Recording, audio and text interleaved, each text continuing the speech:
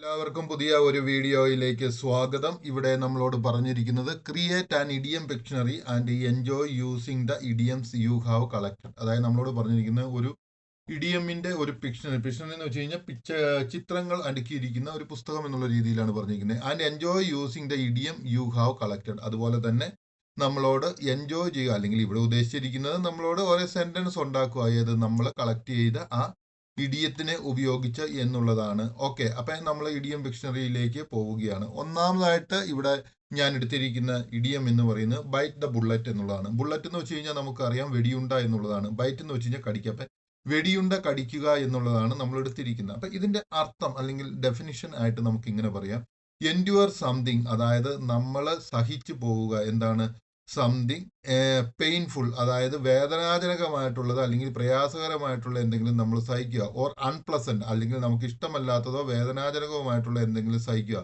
That is inevitable, that is unavoidable. അതായത് ആ വേദനാജനകമായിട്ടുള്ള ഒരു സംഗതി നമുക്ക് ഒരിക്കലും ഉപേക്ഷിക്കുവാൻ അല്ലെങ്കിൽ അതിൽ നിന്ന് രക്ഷപ്പെടുവാൻ പറ്റാത്ത വിധത്തിലുള്ള ചില വേദനകൾ സഹിക്കുക എന്നുള്ളതാണ് ഇവിടെ അർത്ഥമാക്കിയിരിക്കുന്നത്. ടു എൻഡ്യൂർ സംതിങ് പെയിൻഫുൾ, അതായത് നമുക്ക് സഹിക്കാൻ പറ്റാത്ത വേദന നമ്മൾ സഹിച്ചു തീർക്കുക എന്നുള്ളത്, അല്ലെങ്കിൽ നമുക്ക് രക്ഷപ്പെടാൻ പറ്റാത്ത വേദന നമ്മൾ സഹിച്ചു തീർക്കുക എന്നുള്ളതാണ്. അപ്പൊ അത് എങ്ങനെയായിരിക്കാം സ്കെച്ച് എന്ന് പറഞ്ഞു വരുന്നത് എങ്ങനെയായിരിക്കും എന്ന് ചോദിച്ചു കഴിഞ്ഞാൽ, a soldier grimacing as he bites a shiny bullet. അതായത് ഒരു സോൾജിയർ എന്താണ് ചെയ്യുന്നത്? സോൾജിയർ എന്ന് വെച്ച് കഴിഞ്ഞാൽ പട്ടാളക്കാരൻ. ഓക്കെ, അദ്ദേഹം എന്ത് ചെയ്യുന്നു?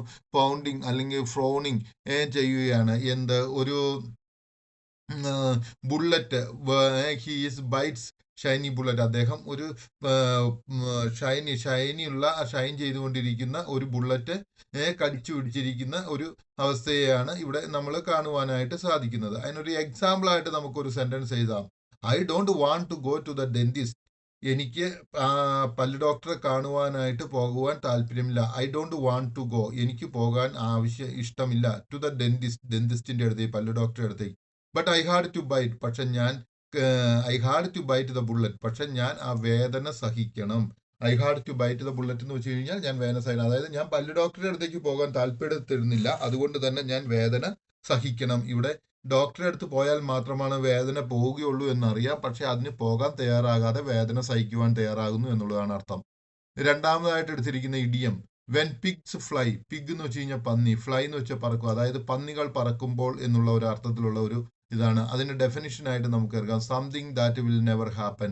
ഒരു കാര്യം ഒരിക്കലും സംഭവിക്കാത്ത ഒരു കാര്യം എന്നുള്ളതാണ് ഇതിന്റെ അർത്ഥം. Okay, something that will never happen, അതായത് ഒരിക്കലും സംഭവിക്കാത്ത കാര്യം. Sketch a pig with tiny wings soaring past a bewildered sun. അതായത് എ പിഗ് എന്ന് വെച്ച് കഴിഞ്ഞാൽ പന്നി, വിത്ത് ടൈനി വിങ്സ് എന്ന് വെച്ച് കഴിഞ്ഞാൽ ചെറിയ ചിറകുകൾ കൊണ്ട്, സോറിങ് പാസ്റ്റ് ബിൽവേഡ് സൺ. അതായത് ഇവിടെ എന്താണ് സംഭവിച്ചുകൊണ്ടിരിക്കുന്നത്? ഒരു എന്താണ് ഡേഴ്സ്ഡ് സണ്ണിന്റെ മുകളിൽ കൂടെ ഒരു പന്നി പറന്നു പോകുന്നതായിട്ടുള്ള ഒരു പിക്ചറാണ് നമ്മൾ ഇവിടെ കാണുവാനായിട്ട് ഉദ്ദേശിച്ചിരിക്കുന്നത്. ഓക്കെ, അപ്പൊ ഇനി അത് ഒരിക്കലും സംഭവിക്കാത്ത കാര്യവുമാണ്. He will tidy his room when pigs fly. അതായത് എന്താണ്?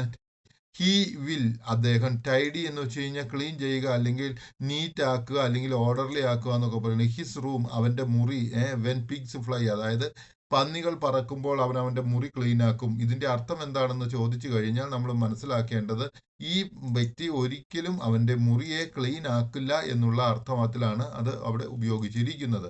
അടുത്തതായിട്ടുള്ള ഇഡിയം ഏതാന്ന് ചോദിച്ചു കഴിഞ്ഞാൽ let the cat out of the bag. ഇത് ഇവിടെ പറഞ്ഞിരിക്കുന്നത് എന്താണ്? Let the cat out of the bag, അതായത് ഒരു പൂച്ച ഒരു ബാഗിൽ നിന്ന് പുറത്തേക്ക് വരട്ടെ എന്നുള്ള അർത്ഥത്തിലാണ് പറഞ്ഞിരിക്കുന്നത്. To reveal a secrecy by accident, അതായത് ഒരു സീക്രട്ട് ആയിട്ടുള്ള ഒരു കാര്യം ഒരു ആക്സിഡന്റിലായിട്ട് അത് എല്ലാവരോടും പറയുക എന്നുള്ളതാണ്. ഇവിടെ സ്കെച്ച് എന്ന് പറയുന്നത് a cat leaping gleefully out of the shopping bag as someone gasps. അതായത് ഇവിടെ എന്താണ് ചെയ്യുന്നത്? ഒരു പൂച്ച ഒരു ഷോപ്പിംഗ് ബാഗിന്റെ അടുത്ത് നിന്ന് എന്താ പറയുന്നത്? ഗ്ലീഫുള്ളി ആയിട്ട്, അല്ലെങ്കിൽ ഡിലൈറ്റ്ലി, അല്ലെങ്കിൽ സന്തോഷത്തില് പുറത്തേക്ക് ചാടുകയാണ്. എവിടെ നിന്നാണ്? എ ഷോപ്പിംഗ് ബാഗ് ആ സമ്മൺ ഗാസ്പ്സ്, അതായത് ഒരാൾ പിടിക്കുന്ന സമയത്ത്, ഒരാൾ പാൻസ്, അദ്ദേഹം ഒന്ന് തട്ടുന്ന സമയത്ത് എന്ത് ചെയ്യുന്നു? ഒരു പൂച്ച മനോഹരമായിട്ട് ഒരു ഷോപ്പിംഗ് ബാഗിന്റെ അടുത്തേക്ക് നിന്ന് പുറത്തേക്ക് ചാടുകയാണ്. അതിന്റെ അർത്ഥം എന്താണെന്ന് ചോദിച്ചു കഴിഞ്ഞാൽ reveal a secret by accident. ഒരു സീക്രട്ട് ആയിട്ടുള്ള ഒരു കാര്യം ആക്സിഡന്റലി പറയുകയാണ്. She let the cat out of the bag but the surprise about the surprise party. അതായത് പറയുന്ന she let the cat out of the bag. അതായത് അവള് വിചാരിച്ചു ആ cat out of the bag എന്ന് വെച്ച് കഴിഞ്ഞാൽ secrecy. Out of the bag, ബാഗിൽ നിന്ന് പുറത്തേക്ക് വരട്ടെ. അബൌട്ട് ദ സർപ്രൈസ് പാർട്ടി, ആ സർപ്രൈസ് പാർട്ടിയെ കുറിച്ചുള്ള വിവരം സീക്രട്ട് ആയിട്ട് വെച്ച് ഇത് പെട്ടെന്ന് പറയാമെന്ന് അവള് എന്താണ് തീരുമാനിച്ചു എന്നുള്ളതാണ്. ഓക്കെ, അവൾ ലെറ്റ് ദ ക്യാറ്റ്, ആ പൂച്ച ഔട്ട് ഓഫ് ദ ബാഗ്, ബാഗിൽ നിന്ന് പുറത്തേക്ക് വരട്ടെ. അതായത് ആ സീക്രട്ട് പുറത്തേക്ക് വരട്ടെ, അല്ലെങ്കിൽ ആ സീക്രട്ട് പറയാമെന്ന് വിചാരിച്ചു. എബൌട്ട് ദ സർപ്രൈസ് പാർട്ടി, അതായത് സർപ്രൈസ് ആയിട്ട് പാർട്ടി കൊടുക്കുവാനായിട്ടുള്ള തീരുമാനത്തിന്റെ ആ രഹസ്യം പുറത്തേക്ക് വരട്ടെ എന്ന് അവള് തീരുമാനിച്ചു എന്നാണ് ഇവിടെ പറഞ്ഞിരിക്കുന്നത്. ഇനി നമ്മൾ കാണുന്നത് നാലാമത്തതാണ് ഇഡിയം സ്പിൽ ദ ബീൻസ്.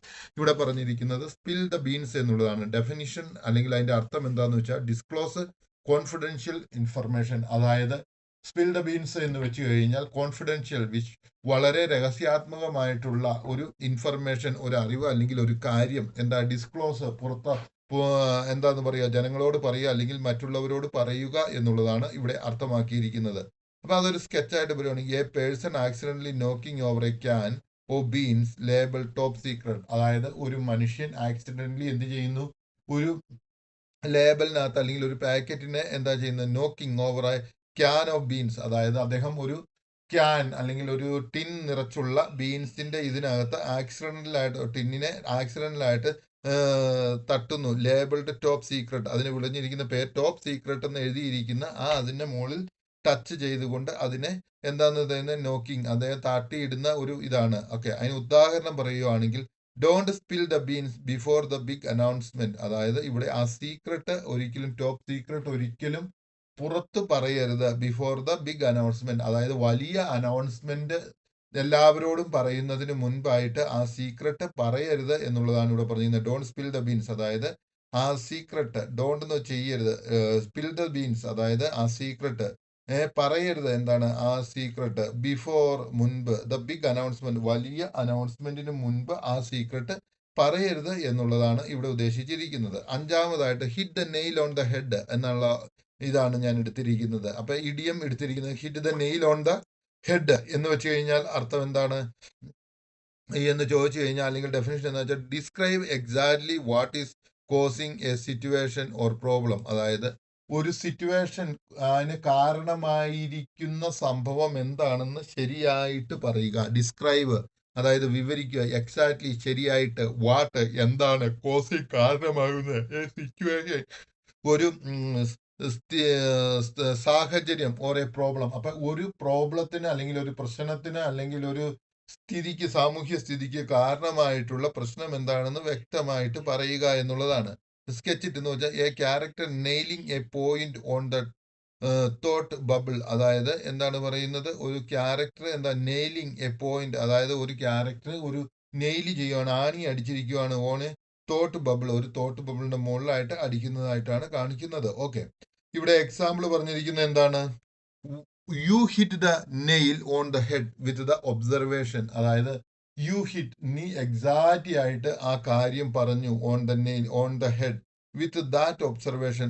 ആ നിരീക്ഷണം നീ വിവരിച്ചതോടുകൂടി എക്സാക്റ്റ് ആയിട്ട് നീ ആ കാര്യം പറഞ്ഞു, അല്ലെങ്കിൽ ശരിയായിട്ടുള്ള കാര്യം നീ പറഞ്ഞു എന്നുള്ളതാണ്. അപ്പൊ ഇവിടെ എന്താണ്, നീ ശരിയായി പറഞ്ഞു, അല്ലെങ്കിൽ ആ നിരീക്ഷണത്തിലൂടെ നീ ശരിയായി കാര്യം പറഞ്ഞു എന്നുള്ളതാണ് ഇവിടെ ഉദ്ദേശിച്ചിരിക്കുന്നത്. എനിക്ക് തോന്നുന്നു ഈ ഭാഗം നിങ്ങൾക്ക് മനസ്സിലായെന്ന്.